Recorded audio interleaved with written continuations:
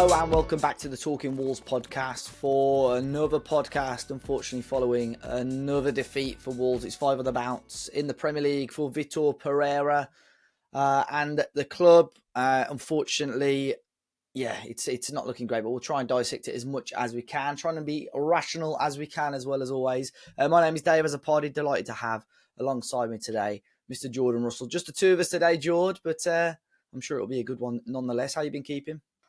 Yeah, mate, all good. In terms outside of the football, good, mate. It was my birthday. It was my birthday last week, so I'm now 34 years old. You never said on the last podcast. It was like last Tuesday, was it? Or last Wednesday? I know, mate. But when you get to my age, mate, you just don't celebrate them as much as you did. Yeah, so I turned 34 last week, which was nice. Went out for some good food. If anyone in and around sort of the Stourbridge area wants a good recommendation, recommend the Horseshoe at Belbroughton because the food is unbelievable.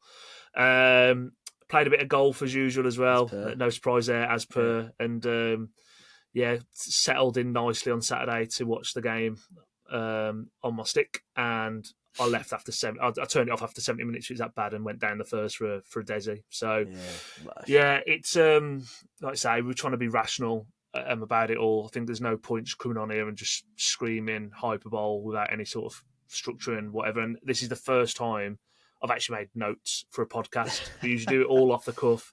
So any of the anecdotes and any of sort of the feelings are quite still, I guess, not written down, not scripted in some way. And this certainly won't be, but just to make sure that I can actually get across everything I want to get across at the moment of how I'm feeling. I've had to write it down. So, I think we might be moaning a little bit on this one after being positive or semi-positive over the last couple and trying to see the good in the bad still. I don't think there's any defending what happened on Saturday, to be honest. Yeah, I think it's always good for us to try and have that balance, but I think unfortunately, Saturday probably tipped that over the edge a little bit as well. I was actually your neck of the woods yesterday. I went to Hickory's yesterday.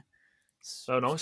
Spent a bit of a fortune, but no, I haven't been there in years, to be fair, so I enjoyed it. And just before the NFL started, though, so it gets busy for the NFLs. Yeah, it gets really busy anyway. To be NFL. fair, I went sort of mid-afternoon yesterday, but no, it was good fun, very good food. But yeah, I thought I'd mention that anyway. What's that shirt you got on as well? I've not noticed that one. So it's it's first time wearing it on the pod, but when I went to South Africa in January, so this is the Cape Town FC home shirt.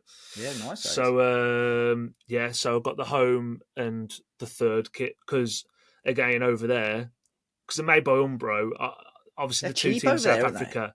Mate, massive. Well, it's cheap. It's cheap anyway. I was having like steak and a glass of wine for like £9. It was ridiculously cheap when we were there. But Orlando Pirates and Kaiser Chiefs tops was still around about the 50-60 quid a top mark. Yeah. And I was like, well, the tops are nice as well. But I thought, you know what? I'm in Cape Town. I'm going to try and find a Cape Town FC one because I'm in the top league. And these are 25 quid because they're made by Umbro. And they're not a very popular team for whatever reason. I've got this one, and I've got it's like a purpley one, so I might don that for the next one. I'm certainly not going to be wearing any Wolves tops anytime soon, so I just stuck it on for the pod. On last year when I was playing on Football Manager, I started in South Africa and I managed a team. I think it was Venda. They were called Venda, yeah, and they weren't a very good team, but the stadium they played in was huge because I think they must share it with someone, or it was like something to do the Olympics, or they wouldn't have had the Olympics there, but something to do. No, they've had a lot of stadiums. Something like a lot of stadiums like built for the World Cup in 2010. They're still there. Yeah, it would have been one of them then. Yeah, but I looked at their shirts, and it was like shipped to the UK from South Africa. One of the home shirts was only about 30 quid. And it was a nice shirt as well, to be fair. That's the only reason I knew they were a little bit cheap. That's a nice shirt, that. They've got some nice ones. I think Orlando Pirates and Kaiser Chiefs, because of the colour palettes and stuff, are nice shirts. Yeah, they're the most recognisable one. And like I say, the Kaiser Chiefs one was very much, very close to Wolves colours, so it's the one I was sort of looking for. But when I saw Cape Town FC, I was like, well, I'm here, so I've got to buy that. I can't be a glory hunter in South Africa. Can't have that. No. Well, yeah, like we've sort of mentioned earlier, we will have to discuss the game on Saturday. Wolverhampton Wanderers 1, Leeds United 3. And although it was all sort of doom and gloom this time last week, I think a lot of Wolves fans are still semi-positive going into Saturday, thinking, can we finally get some points on the board? But how wrong were we? An absolute disaster of a performance. After Vitor Pereira said, give me time with his squad, I'll make sure they improve. Arguably served up one of the worst performances of the campaign so far. Jord, we saw more chopping and changing, another sort of 4 or 5 changes on Saturday, changing the shape a little bit again. Jean-Ric Bellegarde started, Fair Lopez started, which a lot of fans had pushed for. Sarr had come back in, Chichua back in, Rodrigo Gomez staying at left wing back. To be fair, again, pre-game, I was actually kind of semi-positive about that sort of lineup that he'd put out, to be honest. Yeah. I'm trying to be positive. I think so. I could see sort of there's obviously a lot of clamours for Fer Lopez to start. He started. It's not that I don't rate him. I just think, again, I mentioned it last week on the pod. I think, he's only had 6 months of professional football. Like, should we be pinning our hopes on him? Probably not at this point. But he was in. Krejci, playing alongside Gomez, I thought was brave. I think Krejci had a good game, probably the best player on the pitch for Wolves across the 90 minutes. But for me, like, Andres is probably our best player or one of our best players. We've signed him and he's one of the best. Statistically, this isn't just me just saying it. Statistically, one of the best number 6s in world football when we got him. Don't know how we got him, and he can't get into this team. Like, what's that about? And you spent £30 million on Krejci as a centre half, and he's playing him in midfield. And again, look, Krejci had a good game. I thought, like, I'm not necessarily saying that it was wrong to start Krejci over Andre, but like, I don't know how Andre can't play in this team at the minute. I just thought that was a little bit weird. Bellegarde come in, and it was a very Bellegarde performance for me. Very mediocre. The pre-Vitor Pereira nothing. Bellegarde, wasn't it, really? Yeah, it was just a nothing performance. Just he would look miles off it. And Sarr come in for Johnson, and I said last week as well, like, I thought Johnson played well enough last week to have a stake of claim to keeping his top. I mean, when there's a clear number 1, clear number 2 in the manager's eyes, Sarr was always going to come back in. But I've not been a Sarr fan for a few years, and again on the weekend, I think he could do better with all 3 goals. I really do. He was miles off it again, absolutely miles off it. And he's not the biggest problem, but he is a problem at the moment in this Wolves team for sure. Yeah, it was interesting. I mean, you mentioned a lot of the individuals there. We'll probably get onto them throughout this sort of segment anyway. Fair Lopez is one because I think a lot of fans, because of his short cameos towards the end of the games, where we're sort of chasing a game, so he's being allowed to sort of attack and create opportunities. And I think he has got a very good eye for a pass, and we saw that with the goal as well. But on the flip side of that, what you are going to get, because of, like you mentioned, the sort of lack of experience, you're going to get a very raw, unfinished player. So there were times where he was picking it up in our defensive third and trying to maybe play it out, and maybe overplaying it and lost the ball. There was a guy behind me in the ground counting the amount of times Fair Lopez had lost the ball. Fair enough, but at the same time, you've got to find a balance here. If you want this young kid to play, you need to play him to get the experience, but also what you've got to expect is the mistakes as well with that, because he's not going to drop a flawless 10 out of 10 performance every single week. Obviously, he came off at half time. A lot of people frustrated with that. But I thought the ball and the sort of weight on the pass for the goal was fantastic, which we'll talk a little bit more about in a minute. And Jose Sarr, I agree, Joe. I think he can do better for all 3 goals. I think the second goal is a fantastic strike, but if I was the goalkeeping coach and the defensively, I'd be very disappointed that Sarr at his near post hasn't at least come even close to getting a hand to it. I just think he spent so long positioning the wall as well, and he's on that side and still beaten. And then that's 11 goals conceded from 16 shots on target this season for Jose Sarr. That's a poor record. That's a really poor record. I think the first goal, Calvert-Lewin gets the precision on the header, but Sarr's initial positioning is just so poor anyway. But yet again, Wolves conceding a goal from a cross and a header, which isn't good enough. And then I think the third goal, he probably, again, not helped by Agbadou's awful pass, but probably has to get a better hand on it, to be honest, for me. So I think, yeah, again, really frustrated. And again, I understand. I same as you, we had this discussion last week. I expected Jose Sarr to come back in, but it will be interesting. You would assume maybe Johnston may start tomorrow against Everton. Why not? There's going to be a lot of football Wolves fans thinking, maybe give him that opportunity. Let's talk about the Wolves goal a little bit more. Jord, Krejci, first home start. Reminded me a little bit, and I mentioned this on my reaction, a little bit Lamina sort of running in late to the box, and that's probably what you need from a midfielder. Tolu with a hold-up play, nice little lay back off to Fair Lopez, beautifully weighted ball, and a nice finish by the running in Ladislav Krejci.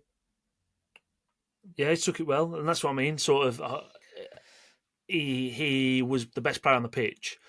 He took his goal extremely well, but I still would rather see him at centre half within the sort of the make with the team we've got at the moment.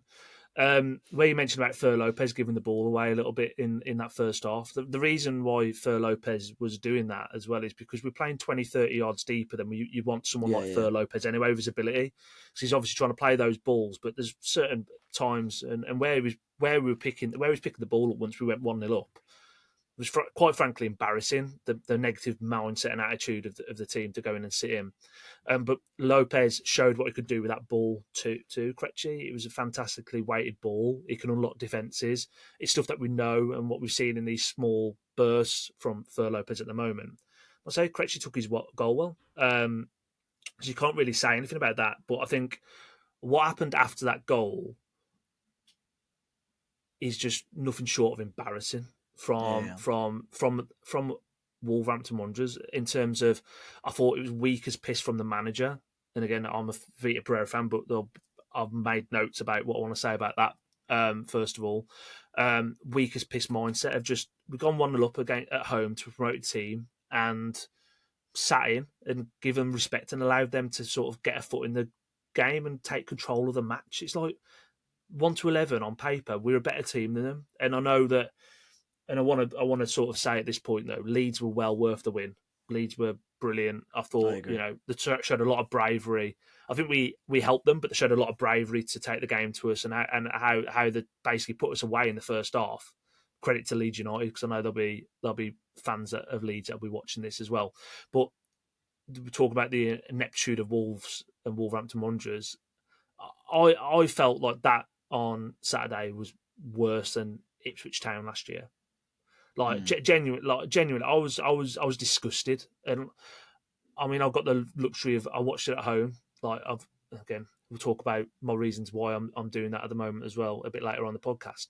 Disgusted with them. It was an absolute disgraceful performance, and the manager's got to be culpable for it from his tactics and these sort of just being. The tactics were shocking all game, really bad. But the players have got to take some responsibility for that on the pitch as well. The players on that pitch are good enough to perform better than what they are. They've got to take some ownership and some leadership of actually how they're performing, what they're doing on the pitch. And the thing that this morning, you've got players coming on social media and apologising for the performance and believing us will turn it around. Like, none of this fucking social media, like, apologies. Like, no one wants it. No one cares about it. Do your talking on the football pitch. I don't care if you put in, like, pray heart emoji saying we'll get better, trust in the process. Like, fuck off. Like, do your work at Compton, get better, do your job. It's as simple as that. Vitor Pereira absolutely can be criticised for the tactics that he served up from this season with this team, 100%. But the players have got to take some ownership for it and some accountability, because there's no leaders on that pitch on the weekend. They're all turning around, looking at each other, blaming each other, and they're all as bad as each other. It was 1-11, and the subs that come on for me. Other than I think Krejci come out with some credit. The rest of them it was shocking, mate. It was so bad. Bad. The game plan. I mean, to be fair, Leeds started off quite brightly as it was. I mean, they got in behind sort of Agbadou's side a number of times straight away anyway before our goal. But like you say, when we get the goal, you want to just sit on that lead just a little bit. I mentioned it on the preview before Saturday.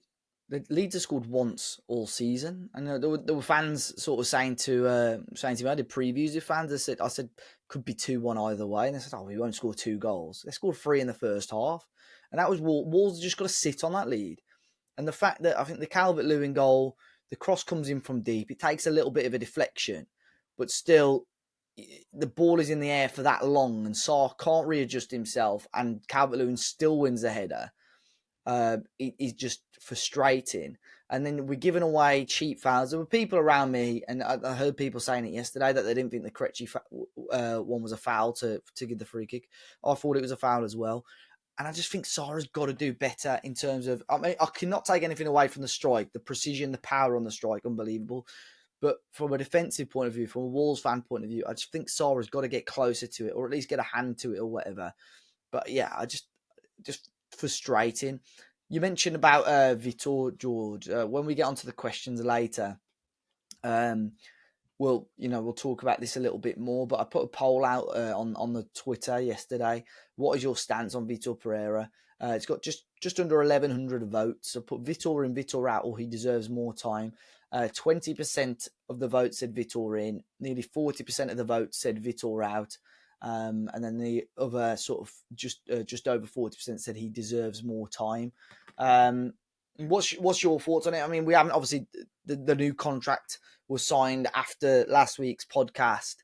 I just think the timing of it is awful anyway.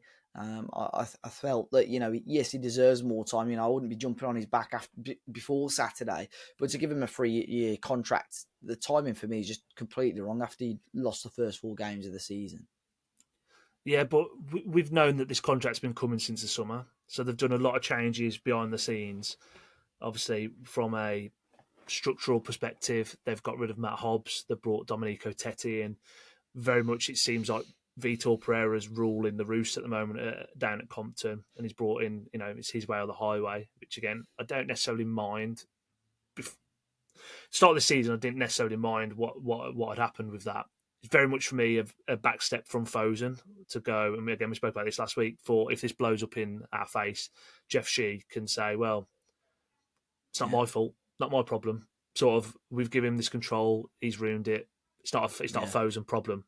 It absolutely is a Fosen problem because it's their asset, but that's by the by. I think I got a little bit of stick on Saturday on a tweet just from saying that I think Vitor's a good manager, or said Vitor's a good manager. I think Vitor's a good manager, and I think if you judge what Vitor Pereira's done for this club from Leicester away last year at the King Power, when we went and won 3-0 away, to now, over that course, that time, Vitor Pereira has done a good job for Wolves. I genuinely believe that. On the whole, his second half of the season, I think he had the best average points per game record of any Wolves top flight manager at the time. Exactly. But Vitor Pereira from the start of this season to now has been nothing short of embarrassing. Nothing short of embarrassing. And I'm going to hold my hands up and say that because I feel like I'm a very fair, balanced person. I'm not going to just hold an agenda and say he's a great manager. It's the players' fault. No, I think that what's happened in the summer is we've lost quality in Cunha, Aitnery, Semedo. I think he's looked at the squad, looked what he could bring into the club, and we've gone for a bigger physical profile of player. And I think he's screwed himself because I think now what's happened is he's almost relinquished this team being able to play any sort of style of football. It's very one-dimensional. It is, yeah. He's reverted to archaic tactics because he's like, we can't compete with a lot of the teams in this league from a technical ability. We're just going to overrun them. We're going to overpower them. We're going to be this team. We're going to be direct. We're going to go back to front quickly and win the second balls and do all that. But he's just we've just forgotten all about the footballing quality and the nuance of what you need with that. He signed Fer Lopez and Arias as almost, I think, as those little sprinkles to be that quality when a second ball drops and to create something. Then John Arias, he's not played him in his proper position since we've had him. His proper position is right wing. We don't play with wingers, so I'm not sure why we brought him. Fer Lopez, again, like I said, has had 6 months of men's football, and we can't really rely on him. Chichua has come in and he's athletic, but for me, he's Semedo from Wish. He didn't do anything better than Semedo could. Even in the final third, Semedo's distribution in the final third for me was poor. Chichua doesn't even look like he can kick a football when he gets to the byline. His delivery's shocking. I think he's sticking with his back three. And I think to get the best out of your Arias is your Fer Lopez, we need to play with back four. I said that last week. Agbadou is awful. He's been shocking this season. Mosquera, I think Wolves fans liked him last season because he's a bit of a shithouse and, he looks athletic and he can do all this stuff. Mate, Mosquera's a million miles off being a Premier League footballer. He's nowhere near good enough. And he's playing the centre of our back three. He's nowhere near it. Totti Gomez is our captain. He won't play for another Premier League team. So we've got a back three there where effectively, for me, are just a million miles off it. So we've got no stability there anyway. The goalkeeper doesn't save shots. He should have been replaced 2 seasons ago, and he's come back in. You've got Rodrigo Gomez, who I think he's a decent footballer, but I think he gets a lot of credit from Wolves fans because of he's infectious with his energy. I don't necessarily think he's an outstanding footballer. I think he's a good footballer. I think he's a solid footballer. Yeah. Gomez, solid, fine. Krejci, we spent £30 million on him to play at centre half. He's playing centre midfield. Put him at the back. I think that'll sure us out at the back. Bellegarde is the most mediocre Premier League footballer I've ever seen in my life. Like 5 out of 10s. He had one good game against Villa at home, centre midfield, and he was brilliant in that game. He's just a mediocre footballer. He's for the first goal, the defending shocking, but Bellegarde, he's given Jayden Bogle, like, how much time has he given Jayden Bogle to put that ball in there? Yeah. It's just not good enough. It's crap. And people are writing off Tolu after the weekend. It's like, well, he had no service. Like, I'm always sceptical about signing anyone from the Belgian league because I think, you've seen people come from the Belgian league and just be very bang average footballers. A lot of strikers have come from there and not been very good at all. The fact he's the top scorer in the Belgian league last 2 seasons doesn't really account for anything. The difference now, I'd say, with that versus what it was maybe even 5 years ago, 10 years ago, you've actually got some good Belgian sides. Now you've got Club Bruges, who beat Monaco 4-1 in Champions League. You've got USG, that went to PSV away, beat them. So you've actually got some good European Belgian sides now, and they seem to be a factory of getting talent in. So I actually think Tolu, there probably is more there than what we've seen so far. But to write him off with the service and lack of service he's getting... Service was awful. On the weekend, it's terrible. And again, I want to give credit to Leeds United. Leeds United made us look very, very ordinary on the weekend. But the tactics from Vitor Pereira, when we're talking about him, I can happily criticise him. He's reverted us to, we're like a Sunday pub team. That's honestly, we're very much like a Sunday pub team.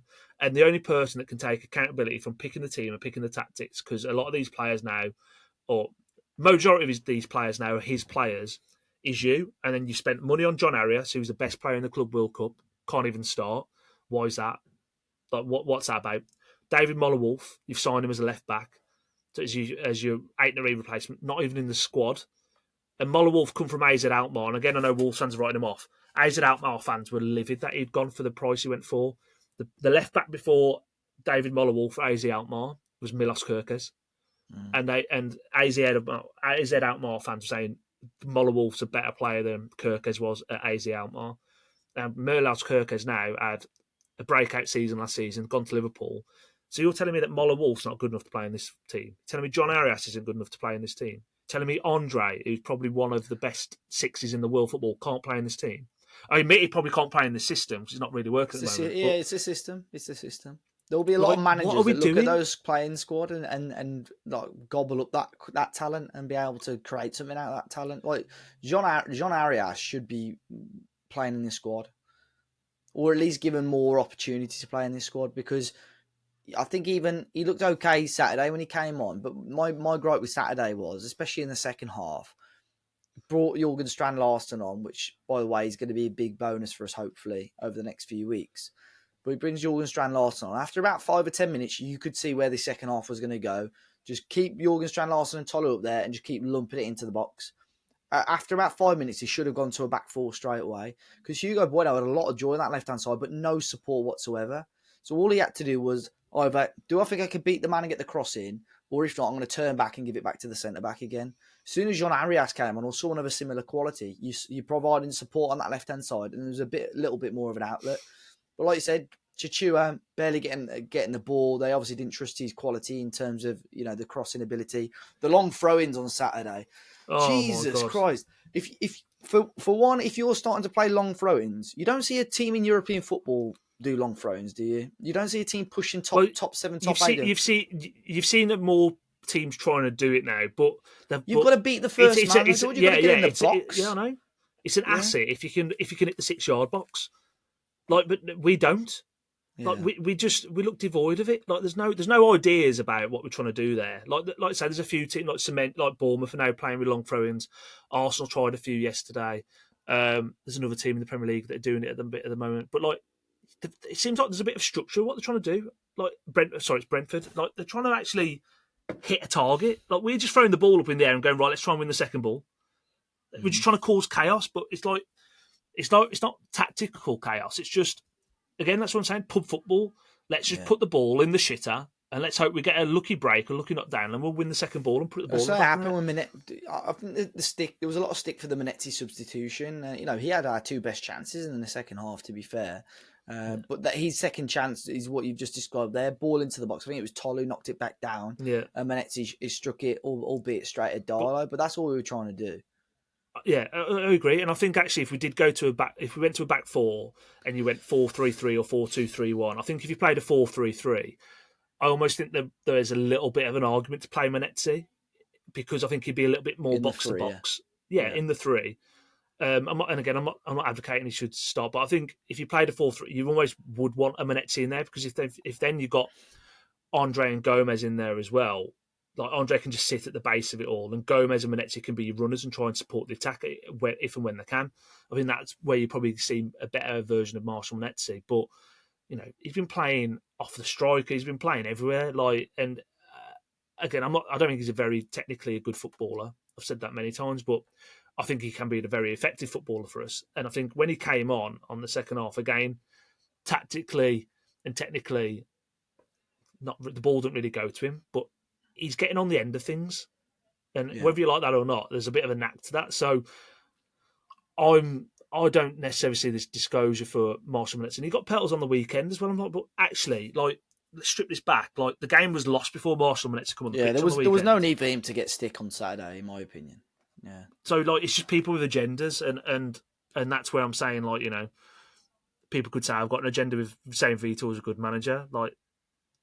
I'm being truthful. I'm being honest. Yeah, but you think Vitor's a good manager, but the contract situation probably shouldn't have been done, and you. No, exactly. No.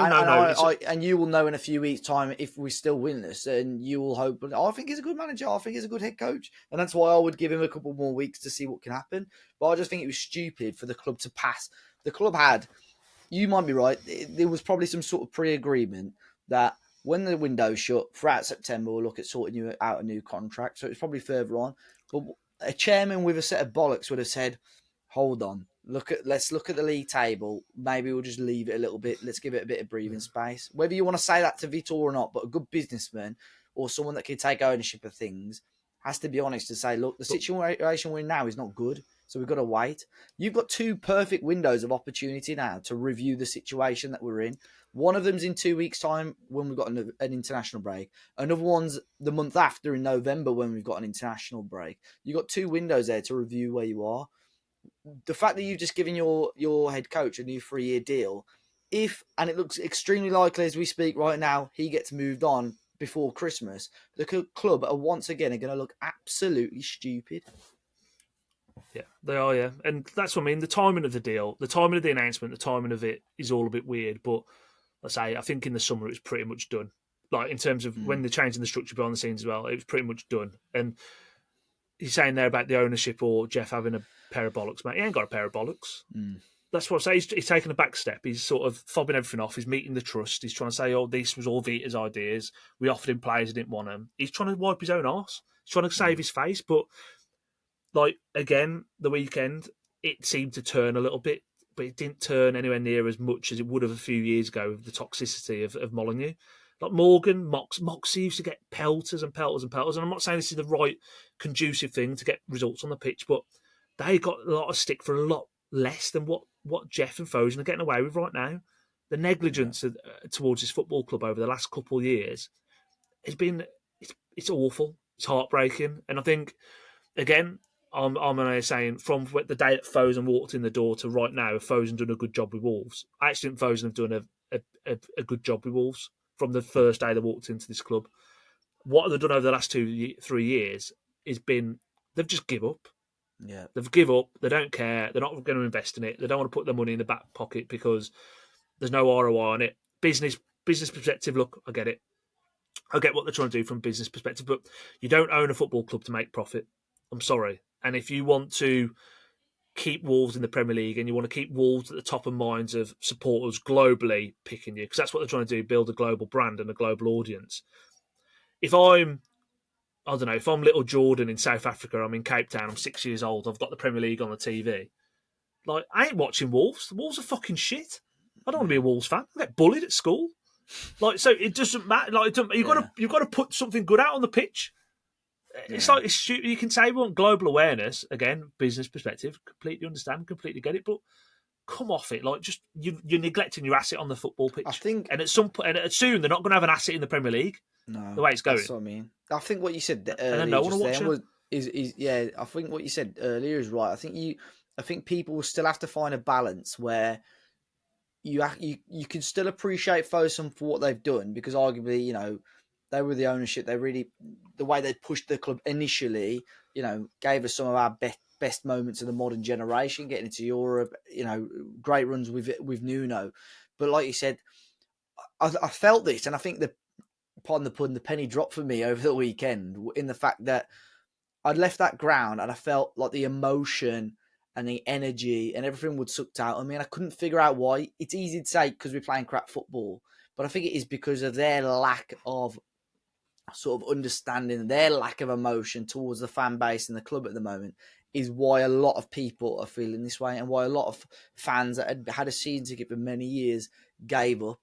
So really, something needs to be done. It's apathy, Dave. That's what it is. Yeah. It's like, it's almost been beaten out of a lot of Wolves fans now that this is okay. Well, it's not okay, but it's almost like, well, we've lost again. Like, winning's an unbelievable habit in football, and you can ride momentum, and momentum's a big thing in sport. Like, as much as winning becomes a habit, losing becomes a habit as well, and how you lose games. And we haven't quite yet. We've made a lot of individual mistakes within games. Aguadou's probably made 3 or 4 of them, to be honest with you. But still, there've been a lot of individual errors that have led to goals. When we're on this sort of run, what you'll start seeing now is freak own goals going in. Like, you'll just see weird shit start happening now, because we're just going to find ways of losing football games. Yeah. And where you're talking about there about the sadness of walking away from Molineux and just feeling a little bit dejected and stuff, like the season ticket thing, like I gave up my season ticket 3 years ago now, more so for a work perspective, because I was working away a lot and I was missing games and selling it back to the club. Like, I've sold my season ticket to my dad's mate. He goes in my name. That's fine. That's what I've done. So I don't go up as much as I used to. I used to go home and away. I'm not diehard and go away every week or anything like that, but I would go to some away games as well. And I openly said on here, like, my ideal Saturday now is getting up, going to play golf, having a few drinks, going back, watching it on the stick, and being able to turn it off when we're shit or they're pissing me off, because that's how they're making me feel at the moment. But fans go and spend the hard money week in, week out at that football club. There'll be a sellout at Spurs on Saturday coming up. 8 o'clock kick-off in London. Travel back's going to be a nightmare. People are going to be staying over. People are getting coached back, getting back 3 or 4 in the morning. Like, I applaud those people. Like, I really do. But like, that's what Fosun made me feel. Because if Fosun aren't being ambitious, and Fosun don't want to back the team, and if Fosun haven't got any ambitions of trying to compete and win cups and everything, call me a fair weather fan, call me whatever you want. Like, I don't think it's justification for me to spend 700-800 quid on a season ticket, because if they don't care about the club the way that fans want us to, I'm not going to give them my money. And this is where I think, you know, there's definitely now stuff on social media over the weekend about protests. All this protests have got to happen, but protests have got to happen with people voting with their feet. Like, people have got to. For me, protests should be what Rangers did the other week. Like, they didn't go into the ground until the 10th, 11th minute, and then the weekend just gone. They've thrown tennis balls on the pitch. Like, I'm not saying you want to do that because it's disruptive to the game, but maybe, you know, just don't go to your seat until the 10th, 11th minute on against Brighton at home. It's on TV. It'll get the audience. Just don't fill out the South Bank. Like, people, as hard as it is, stop buying the shirts. Stop buying the merchandise. Like, this, like, there's people that slag the club off week in, week out on social media, but I see them doing it, and then they're wearing the new pseudo kit. It's like, Fosun, like, you're being contradictory to yourself. Like, you're lying in the pocket, and you're basically, they're laughing at you. They're laughing at you behind the scenes. It's like, well, you're paying for your season ticket, you're still following us home and away. You've got the home away third kit. We don't care. It's money in our back pocket. Like, more fool you. Like, there's almost like, I think there's like a horizon. There's a line in the sand coming here where fans are going to say, you know what, enough's enough, and things have got to be done. And as much as it pains people, diehards, I've been there. I went every week. I used to go every week. Like, you've got to make a stand. If you want something to change, you've got to make a stand, and that is vote with your feet. Don't go to the games as much as that's going to kill you. stop buying the merchandise. Like that, if you want to make a real change and be seen and stuff, we've all got to act together. Because pockets of people singing "We Want Fosen Out," it's just not going to do anything. We've got to come together. And if people want real change in this football club against its ownership, stuff needs to change. Yeah. And that's the truth of it. Yeah, we did again on the social media yesterday. Did a poll, just over 1,000 people, Fosen in, Fosen out. You would always expect a small percentage, but nearly 92% were Fosen out, which I think says a lot anyway. And I want to caveat that though, Dave, as well, is like sometimes you've got to be careful what you wish for in football, because you've seen that football clubs have gone for the mire, like Readings of the world, and where it's just different ownership, and Sheffield Wednesday going through shit at the moment. Like, you've almost got to be, at least, what I will say with Fosen from a business perspective is, I think they've run the club quite savvily from a business perspective. So yeah, I think that whilst people are saying they want change, I want change. I don't necessarily think changing the owners is the answer, but I do think a changing I guess a change in their perception of what they need to do for this football club, that's got to change for me. I'm not necessarily saying I want Fosen out, because I think they've proven before that they can deliver for this football club.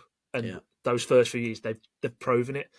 They've proven they can do good for us football club. The only one way you get Fosen out is if you've got good solid owners coming in. And I think as well, I've seen there's horror stories out there, right? So I think we need to be careful what we wish for about Fosen getting out, but certainly protest about what's going on right now, how they're running the football club, their ambition of this football club, what this football club means to them. All that has got to change. Otherwise, there won't be a team in the Premier League come next season. Not a chance. Yeah. Well, that's the thing. So, I mean, if people are watching on YouTube, or even if you're watching Spotify, Apple Podcasts, you can always message us as well. Theoretically, if we were to set something up or look at doing something, I think the game against Brighton in just under a fortnight's time, Sunday afternoon on Sky, is a perfect time to maybe sort of prove a point. What would people want to do? What do people think is the right thing to do? Jord mentioned there, protest, maybe, not getting to your seats until a specific minute, leaflets, banners. What do people think would work the best way? Because I think it certainly will be starting to get to that point sooner rather than later, with the way that the football club is being run currently. I don't know if there's anything else, Jord, that you want to add about the actual match itself on Saturday. No. We've gone through I think something that I know we spoke about before is playing those with the days before the game as well. Like, I know we wanted to talk about that. So before we move on, like, I thought it was okay. I think the issue is the terrace chant is very quick and the song itself is very slow. Yeah. So there needs to be a balance there. I don't think the fans are going to slow down. So they need to maybe, can you remix that song? I don't know. Make it a little bit quicker. But when the actual chorus hit, it sounded good, but the actual tempo of everything else was just completely wrong. Yeah, and I don't want to sound like a Yadar, because we know the club will say, well, the police banned it. West Midlands police allow it to go on at West Brom. If the club just want the easiest, way of getting some fans back on side and getting the ground pumping, Brighton at home, just play the fucking Liquidator. Like, stop messing around. Stop messing around with it. Just play the Liquidator. And I know people are going to... I can tell you what's going to happen now. Guaranteed. There's going to be planned protests to not go to the seats. And they'll play the Liquidator on. And they'll fucking play it. Guaranteed. Yeah, but it's like, if you just want fans on side, it's such an easy, open goal. And I thought about this on the weekend as well. Like, fans know the song and fans know the tune. What's to stop the fans, the South Bank, just going a cappella? Just start singing. Da, da, da. Like, everyone will join in anyway. So if they're not going to play it, just do it. Yeah. Just get something going. Like, if the club want the easiest way of getting some fans back on side and they want to get Brighton at home rocking, just stop messing around. Put the Liquidator in there. Just play the Liquidator. Just do it once and just see what happens. There you go, Jeff. Don't give me this West Midlands police bollocks, because our neighbours down the road play every home game. And it's the same police force. So stop talking out your arse. Play it. For the Leeds game as well, we had the Betmate game. Thank you very much for everyone that got involved in that. It was Tom Thumb who finished first. He took all the money. He had I think it's Stack who scored the free kick. He had him in his team, who got in the majority of the points. Jord, we both finished in the money. You finished slightly higher than me. I think you finished 10th. I finished 12th. So we got a little bit of pocket money. Something to have a meal deal with or something. It's not too bad. Buy half a pint or something, I suppose. For the game against Spurs, I would assume there's going to be a special pot for the Betmate. Let's have a quick look. If it's on there yet. Yeah, Tottenham Wolves. There is 6 pots available as a bet builder, or there's loads of fancy games as well. So if you want to get involved in that, be sure to scan the QR code on the screen if you're watching on YouTube, or the link in the description as well to get involved. Obviously, got to be 18 plus, UK residents only, and please do gamble aware. And it's a cup game for Wolves. Could this be the record low attendance of Wolves in the last 5, 6, 7 years? Probably. We face off against Everton at Molineux. In the Carabao Cup. Jord, it's such a shame because I would love Wolves to go on a cup run. And I think if you come out come out with a victory tomorrow, Wolves have actually all of a sudden looking in quite a decent place in the Carabao Cup. But with what's going on in the Premier League, no one is up for this. No one is up for the cup. Changes, do you think? I mean, he's got to go pretty strong, hasn't he? I'd expect to this team. I expect maybe some rotation, but I still think there's going to be some level of strength in there as well. We've got to get a win from somewhere. So I think, again, like I'm harping on about a back four. I think if you don't see it tomorrow, you never will. Like I actually generally think, like you match up against Everton. Everton are going to play 4-2-3-1. They're going to come with a strong team. Like they're riding a wave of David Moyes and a feel good factor about that football club at the moment. And fair play to them. Like they'll be going for it. And rightly so. They've sold out their allocation. They could probably sell it out again. Yeah, they've sold the 3,000. I think they're trying to get. There's Everton fans saying, "Why haven't we got more?" Because let's be honest, like I think there'll be less than. They'll probably say there'll be more because people have got a cup scheme thing. But I'd be shocked if there's any more than 8,000 Wolves fans there tomorrow. Yeah, I think 11, 12 overall is going to be what you're looking at. I'd say. Yeah, it'll almost be like a neutral game. Everton will sound loud. It'll almost be like a mini home game for them because there's going to be no atmosphere going tomorrow, especially with what's being served up on the pitch. He needs to go strong. We need to buy a win from somewhere. What his strongest 11 is at the moment, I couldn't tell you. And it's Vitor Pereira's not saying he don't know either, so that says a lot. So I think he might get to a point where we might just sort of luckily fall on a formation, and we might end up getting a win from just randomness. And what I mean by that is just something just happens. Like we just somehow like it gets an 11 on the pitch, it somehow sort of works a little bit and clicks, and that could be. But I'm fully expecting us to be, come Wednesday morning, Wolves aren't going to be in the Carabao Cup the way it's going. I can't see us beating Everton the way they're going at the minute. Not a chance. Yeah. What about Spurs Saturday? Wolves have not lost the last 5 games against Spurs. 4 wins and a draw. It's been a good start to the season under Thomas Frank. I think they won in the Champions League last week. They're 3rd in the Premier League right now with 10 points. Although Wolves have got good form against I'm not holding my breath for Saturday either, to be honest. No, it's again fair play to all the Wolves fans making the trip down there. They've started well under Thomas Frank. He's doing better than I thought he would at Tottenham, to be honest with you. I thought he did a good job at Brentford, but it's almost that next step up a little bit to go to Tottenham, and he's playing more attractive football than I thought he would as well. I think he's made some astute signings in the summer. I think Kudus is a good player. I think Xavi Simons is a good player. He's getting a tune out of Richarlison. So it's like they'll be up for it. They'll be more than up for it. So I want to try and be positive and not just make this podcast down. Like I say, trying to be balanced on this podcast. But there's no way I can even try and kid anyone and think, oh, we might get a point there. How it is right now, I think we could get an absolute pasting. Yeah, I'm out actually Saturday night. I'm hoping that I'll be able to watch it. I'm out for my friend's birthday in Birmingham.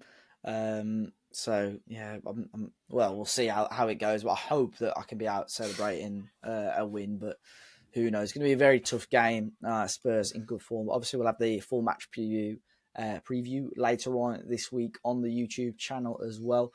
Let's jump into some questions. There are loads of questions, as you would expect, all over the place, really. Gully, Molineux Musings has given us one. A few people had replied to it as well. What's the bigger issue, Vitor's talent ID or his system? I think it's his system right now. Yeah. I think the talent ID piece is fair enough and a fair enough question that Gully's asking there. But again, I think his talent ID has been consistent in terms of since he's been at the club, he's tried to make us more physically strong. He's tried to bring in bigger units to be able to physically compete in the Premier League and be a bit more direct. So I think his talent ID has been consistent. I think that some of the talent that he's brought in the summer is still open to discussion whether they're good enough or not for this league at the moment. Yeah. But it's definitely more so the system. And I think it's almost that, again, like I mentioned earlier on this podcast, the biggest problem at the moment is Vitor Pereira's stopped trying to tactically set this team up within a system. For me, it just feels like it's pub football. It's win knock-ons, it's win second balls, and it's just to be able to do it. Like I'd accept it. I'd almost accept it if we were like a plucky League One side going to a Premier League team away from home in the FA Cup. But we've got enough quality on the pitch and off the pitch in terms of on the bench that you can make a good footballing team still out of the players we've got in this squad. So I think the fact that Vitor's tactically decided to set up that way it's not good enough. We're better than that. It's just not good enough. No, definitely. Somebody said RJ here may have already talked about it on your podcast, but surely Manetzi being one of the half-time subs when we're 3-1 down is the worst decision since coming into the club. I get it.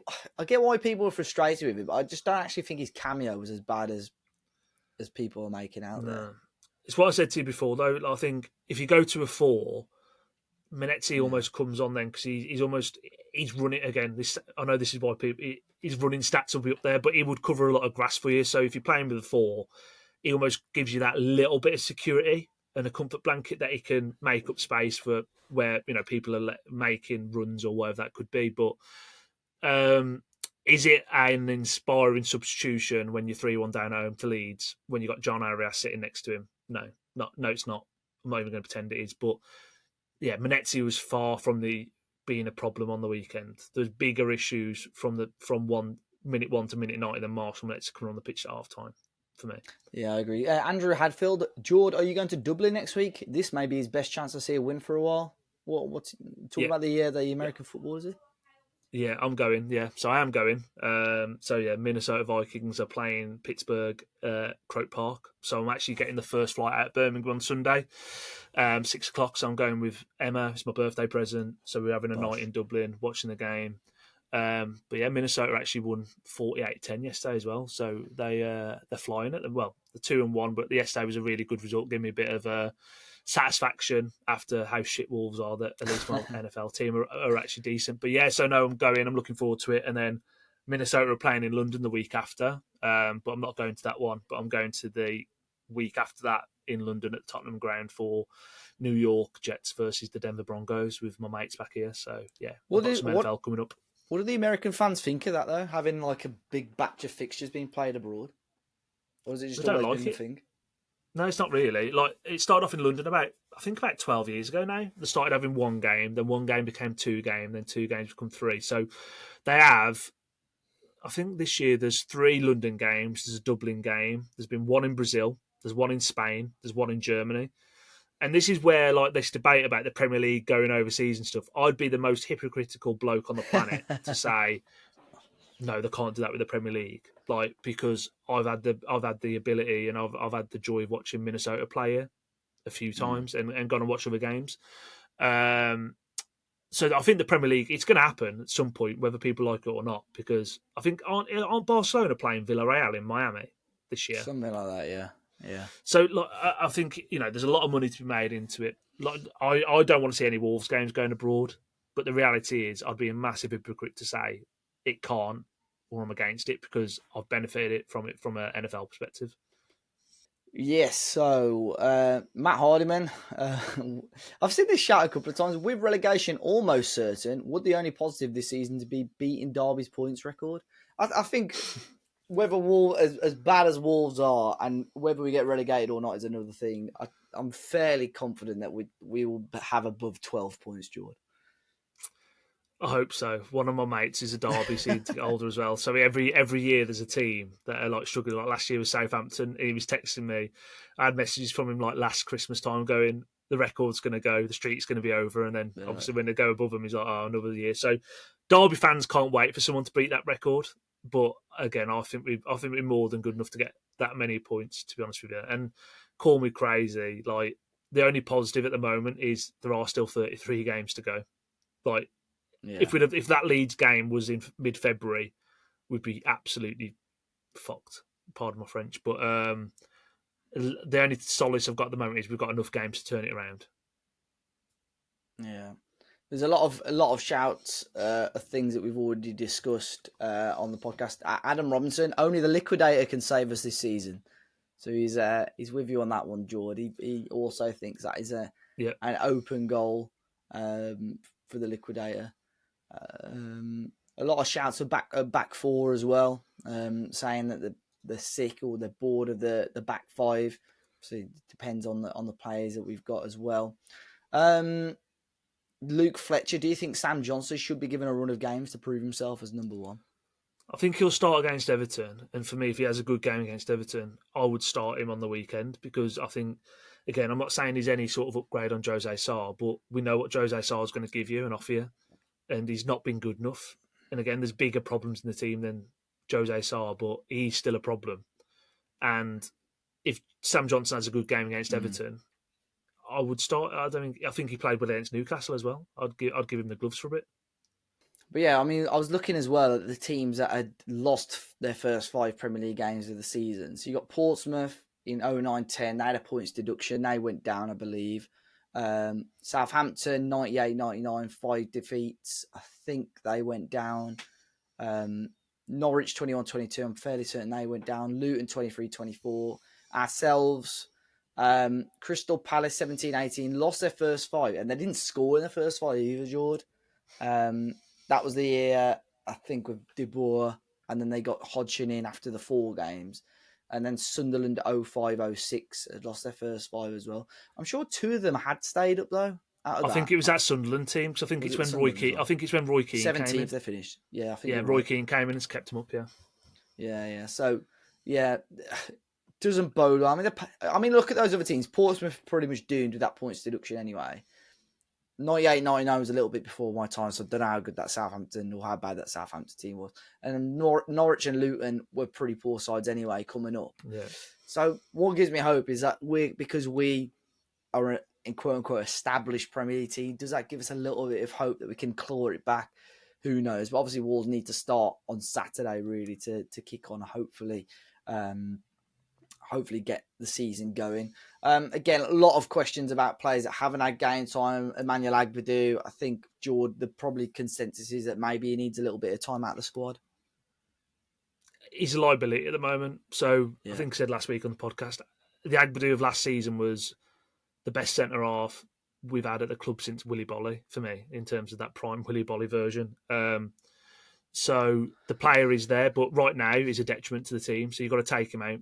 Just for his own mental health, really. It's about to try and focus on getting back to what he can be.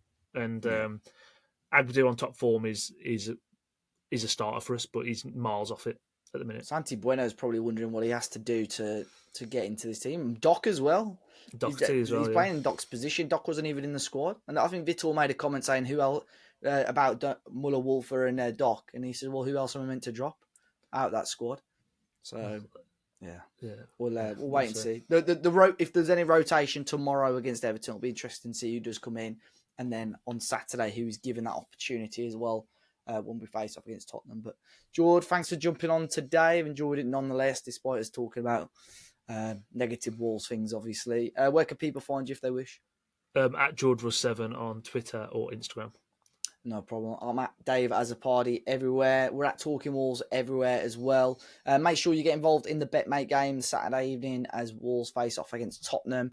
Thank you, as always, guys, for listening. If you're watching on YouTube, be sure to hit the like button and subscribe to the channel. And if you're watching on listening on Spotify or Apple Podcasts, be sure, can't get my words out now, be sure to leave us a 5-star rating. But guys, enjoy the rest of your week, and fingers crossed next week we're talking about a positive result. Until then, though, look after yourselves, and we'll see you next time.